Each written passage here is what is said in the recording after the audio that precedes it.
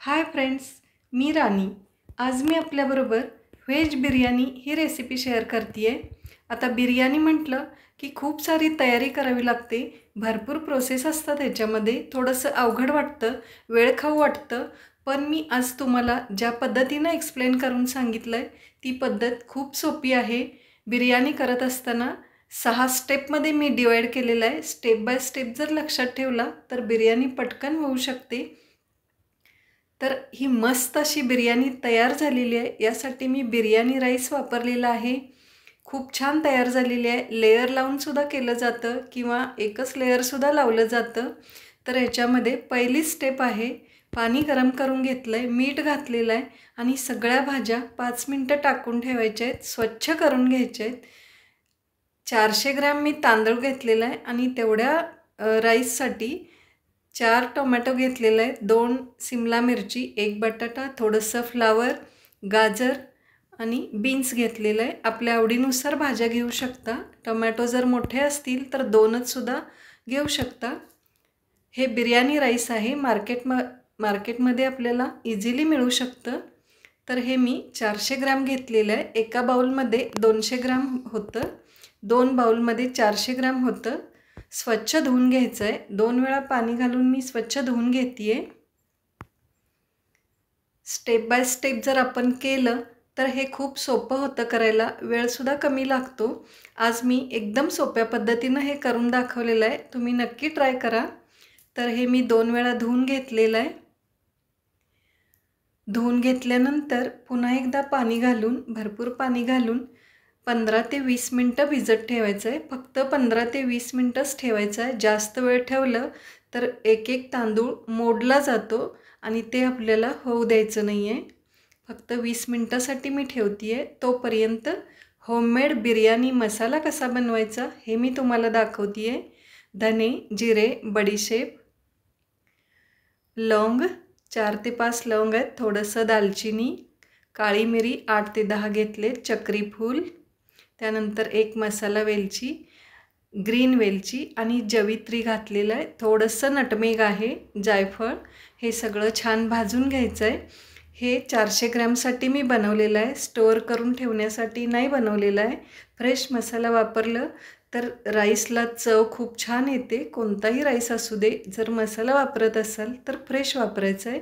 करून ठेवलं तर त्याचा फ्लेवर कमी होतं, फ्रेश असेल तर ते छान लागतं. तर हे मसाला भाजून तयार झालेला आहे. यानंतर हे ग्राइंड करून घ्यायचं आहे, एकदम असं बारीक करून घ्यायचं आहे मसाला. जवित्री हे घालावंच लागतं, जवित्रीमुळं टेस्ट खूप छान येते मसाल्याला. तर हा मसाला तयार झालेला आहे. ही दुसरी स्टेप कंप्लीट झालेली आहे. तिसरी, आता ही चौथी स्टेप आहे. पाणी उकळण्यासाठी ठेवायचं आहे, थोडंसं मीठ आणि 1 चमचा तूप घातलेलं आहे. आता पाणी किती ठेवायचं हे सुद्धा मी सांगते तुम्हाला. मसाले घालते, लवंग, दालचिनी, काळी मिरी, चक्रीफूल आणि तेजपत्ता घातलेला आहे. ह्या पुदिन्याच्या काड्या घालायच्या आहेत, फ्लेवर खूप छान येतं. थोडंसं लिंबू घालायचं आहे. भात एकदम सळसळीत होतो, मोकळा होतो. आणि कवर करून 5 ते 7 मिनटं कंप्लीट शिजू द्यायचं आहे. पाण्याचा रंग बदलेपर्यंत शिजू द्यायचं आहे.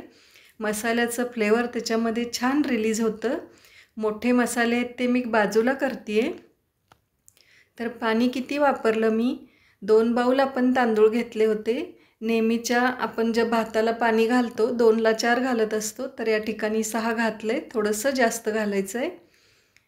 आणि भिजवून ठेवलेला जो तांदूळ आहे त्यातलं पाणी स्वच्छ काढून उकळत्या पाण्यामध्ये घालायचं आहे आणि 80% राईस कुक करून घ्यायचं आहे, कंप्लीट शिजवायचं नाही आहे. ह्या बाऊलनी मी 6 बाऊल पाणी घातलेलं आहे. 80% कुक करायचं आहे. कवर करून ठेवते आहे मी. हे बघा, छान कुक झालेलं आहे. हातात घेऊन मी दाखवते तुम्हाला. भाताचं एक शीत इझिली कट व्हायला पाहिजे, तरच ते 80% कुक झालेलं असेल. आता ह्याच्यामधलं पाणी बाजूला काढून घ्यायचं आहे आपल्याला. अगदी हलक्या हाताने पुढची प्रोसेस करायची आहे. हे तांदूळ मोडू द्यायचे नाही आहेत आपल्याला. तर पाणी पूर्णपणे काढलेलं आहे. आता एका मोठ्या ताटामध्ये पसरून ठेवते आहे. पूर्णपणे थंड करून घ्यायचं आहे. आता यानंतरची स्टेप काय असेल तर दुधामध्ये थोडंसं केसर घालायचं आहे आणि भाज्या सगळ्या कट करून घ्यायच्या आहेत आपल्याला.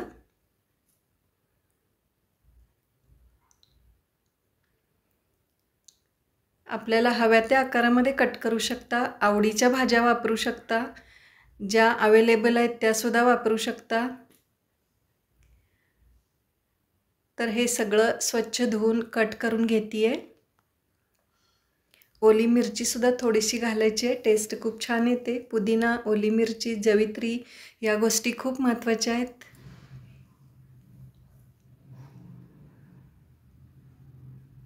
तर हे अशा पद्धतीनं आपल्याला हव्या त्या आकारामध्ये कट करून घेतलेलं आहे. कोथिंबीर भरपूर घ्यायची आहे. कोथिंबीरची चवसुद्धा खूप छान लागते बिर्याणीमध्ये. पुदिन्याचे पानं काढून घेते आहे मी.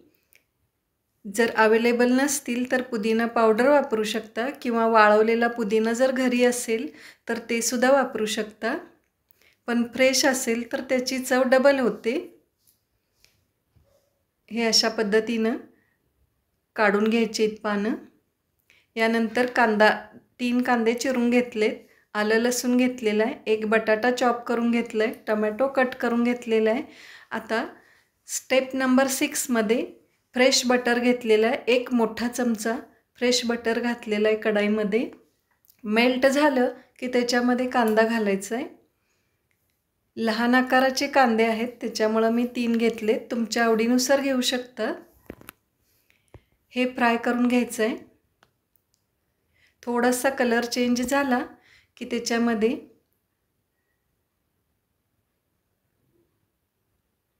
छान भाजून आलाय कांदा. ओली मिरची घालतीये, आलं लसूण पेस्ट. खात नसाल तर स्किप करू शकता. फक्त ओली मिरची घालून सुद्धा बिर्याणी राईस बनवता येते. बाकीच्या सगळ्या भाज्या घालायच्या आहेत आणि थोडंसं परतून घ्यायचं आहे. ही माझी पद्धत आहे. खरं तर हे मॅरिनेट करायला ठेवलं जातं आणि डायरेक्टली मग फोडणीमध्ये घातलं जातं, पण मी या ठिकाणी फोडणीमध्ये थोडंसं परतून घेते आहे. फक्त 3 ते 4 मिनटं परतलं आहे गरम होईपर्यंत. त्यानंतर भरपूर कोथिंबीर घातली आहे, टमॅटो घातलेला आहे.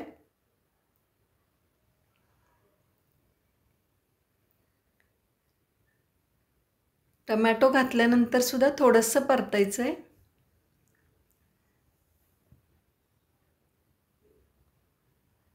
यानंतर काजू घातलेत, स्वच्छ धुवून घेतलेले आहेत काजूसुद्धा.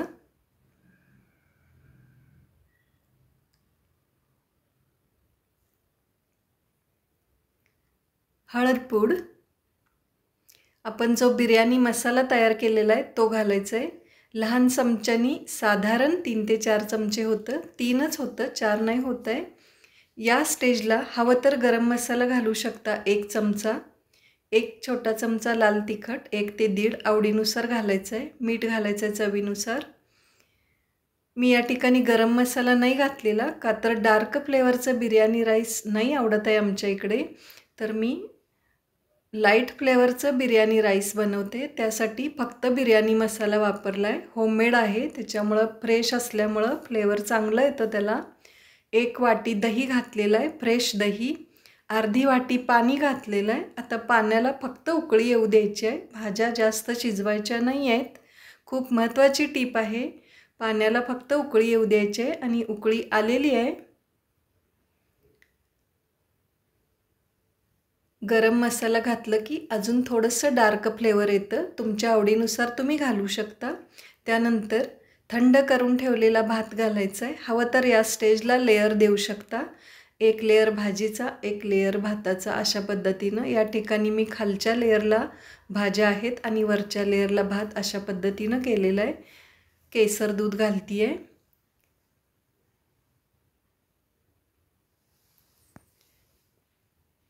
यानंतर थोडीशी कोथिंबीर आणि फ्रेश बटर घालायचं आहे किंवा तूप घातलं तरी चालेल.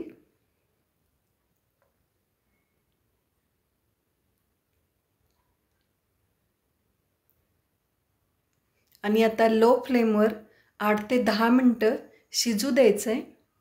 8 ते 10 मिनटानंतर खूप छान असं भात शिजून आलेला आहे. हे बघा, तांदूळ जसे होते तसेच आहेत, बिलकुल मोडलेले नाही आहेत. हे बघा, अखंड आहेत सगळे तांदूळ.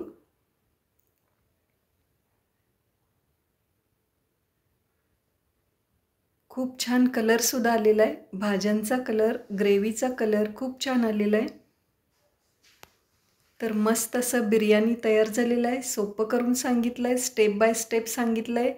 या पद्धतीनं बनवाल तर अवघड नाही जाणार आहे. नक्की ट्राय करून बघा. आवडलं तर लाईक करा, शेअर करा आणि सबस्क्राईब करा.